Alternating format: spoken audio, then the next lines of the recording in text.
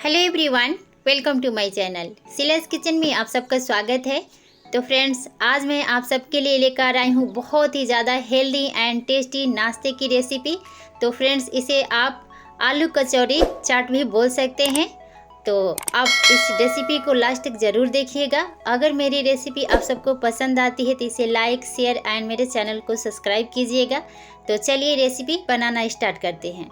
तो देखिए, मैं यहाँ पर मेजरमेंट लेती हूँ आटे की। तो मैं मैदा ले रही हूँ, आप गेहूँ के आटे से भी इसे बना सकते हैं। तो 1.5 कटोरी मैं यहाँ पर मैदा ले ली हूँ और 1 चम्मच यहाँ पर अजवाइन ले लेते हैं। इसका स्वाद बहुत ही ज़्यादा अच्छा आता है।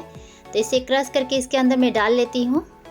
अब हम यहाँ पर स्वाद के अनुसार नमक डाल लेंगे और नमक के बाद हम मोयम के लिए यहाँ पर ऑयल डाल लेते हैं। तो आप ऑयल या घी कोई चीज़ भी डाल सकते हैं। तो 3 से 4 चम्मच मैं यहाँ पर ऑयल डाल ली हूँ, रिफाइंड ऑयल। अब इसे आटा गूँथ लेते हैं। तो थोड़ा थोड़ा पानी डाल करके मैं सख्त आटा इसको लगा लूँगी।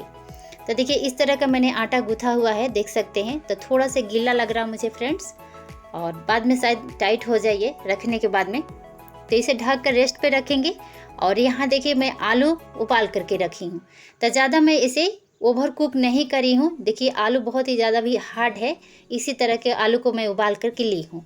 अब हम इसे ग्रेट कर लेंगे। तो देखिए, मैं यहाँ पर छोटा वाला ग्रेटर ली हूँ, मतलब इसका होल जो है छेद बहुत छोटा है। आप बड़े होल वाला ग्रेटर भी ले सकते हैं और उसमें इस तरह से इसे ग्रेट कर लीजिए। तो सारा ग्रेट करके मैंने यहाँ पर रेडी कर लिया है। अब चलिए गैस की तरफ चलते हैं। तो गैस के ऊपर मैंने कढ़ाई रख लिया है, उसमें 2 से 3 चम्मच ऑयल डाल लेती हूँ।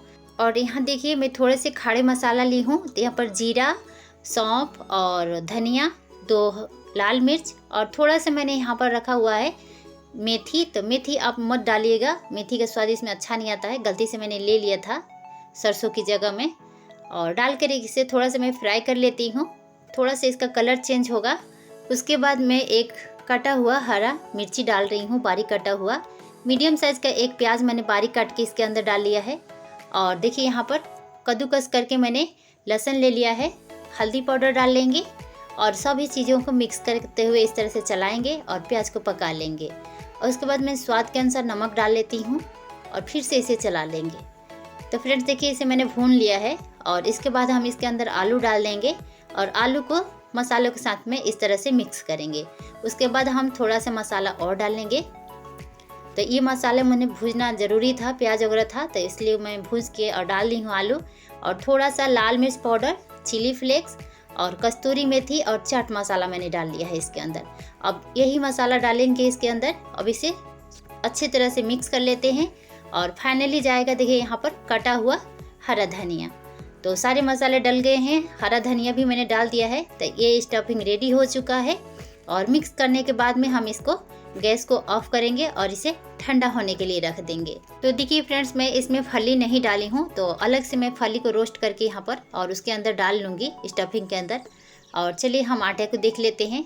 तो आटा अच्छी तरह से रेडी हो गया है, गूँथ के मैंने रख दिया था। थोड़ा सा और मैं मसल लेती हूँ, चिकना कर लेती हूँ। और फिर हम देखिए, उसके बाद में देखिए, ये मेन चीज़ है।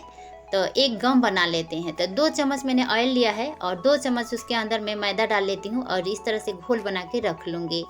अब हम क्या करेंगे, रोल करेंगे इस आटे को और एक साइज़ के कटिंग कर लेंगे इसके। तो जितना बड़ा आपको लोई बेलना है उस हिसाब से आप इस तरह से कटिंग कर लीजिए और गोल गोल सर्कल बना के रख लीजिए, यानी कि लोई रेडी कर लेंगे। उसके बाद हम इसको बेलेंगे। तो एक साइज़ की रोटियां आप इस तरह से बेल करके रेडी कर लीजिए। तो ज़्यादा ना तो मोटा बेलना है आपको और ना ही तो पतला। तो मीडियम साइज़ की इसी तरह से सारी रोटियां मैं बेल करके रेडी कर लूँगी। तो 8 लोइयाँ हुई थी, 8 रोटियां मैंने 8 रोटियां बेल करके रेडी कर ली है। अब जो हमने गम रेडी किया था ऑयल और मैदा से, उस गम को इसके ऊपर लगा करके और फिर दूसरी रोटी डालेंगे। फिर उसके ऊपर हम वही गम लगाएंगे ऑयल वाला और फिर उसके ऊपर दूसरी रोटी डालेंगे। तो इसी तरह से सारी 8 रोटियों को मैं इसी तरह से चिपका दूंगी इसके ऊपर। तो अब हम इसे इस तरह से रोल करेंगे। तो रोल करने टाइम थोड़ा सा आपको ध्यान देना है कि बीच में बिल्कुल गैप नहीं रहना चाहिए। अच्छे से रोल कीजिए ताकि अंदर गैप ना रहे। और थोड़ा सा इसे लंबा कर लीजिए। और देखिए, साइड में जो बराबर नहीं है रोटियां, उसको हम काट करके निकाल देंगे। और उसके बाद बराबर से शेप इस तरह से काट लीजिए, मतलब कि एक बराबर की साइज़ की इस तरह से कटिंग कर लीजिए। तो देखिए पहले उस पर निशान लगा लीजिए। मालूम होना चाहिए कि 1 इंच की या 1.5 इंच की लोइयाँ हमें काटनी है। तो निशान लगा के उसके बाद कटिंग कर लीजिए और देखिए इस तरह से गोल कर लीजिए। अब चलिए अब हम इसे बेलते हैं। तो थोड़ा सा मैदा ले लेंगे और उसके ऊपर रख करके इसे अपनी हथेलियों से दबा देंगे अच्छी तरह से, इस तरह से।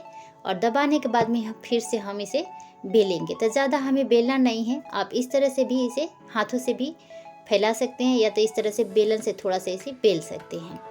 तो बेलन से थोड़ा सा मैंने चौड़ा कर लिया है, बड़ा कर लिया है। और इसी तरह से सारे जितनी भी लोइयाँ थी 8 लोइयाँ, तो सबको इसी तरह से मैं बेल करके रेडी कर लेती हूँ। तो रेडी कर लिया है मैंने। अब हम डालेंगे इसके ऊपर स्टफिंग जो हमने बना के रखा हुआ था। तो इस तरह से फैला लीजिए और थोड़े थोड़े किनारे पे गैप छोड़ दीजिए, बिल्कुल किनारे पे नहीं जाना चाहिए स्टफिंग। और वहाँ पर हम पानी लगा लेंगे। इस तरह से पानी लगाकर फिर दूसरी रोटियाँ उसके ऊपर रखिए और अपने हाथों से उसे दबा दीजिए, इस तरह से चिपक जाएगा बढ़िया से।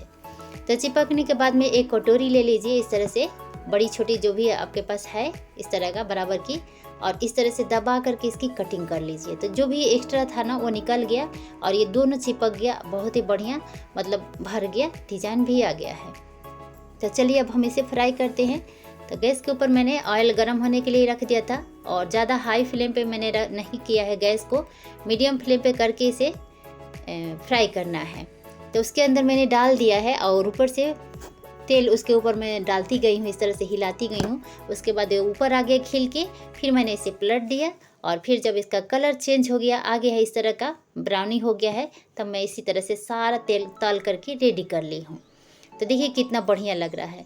तो फ्रेंड्स इसे इस तरह से भी खा सकते हैं, बहुत ही बढ़िया लगता है, टेस्टी लगता है। नहीं तो मेरे जैसे इस तरह से नया रूप इसका दे सकते हैं।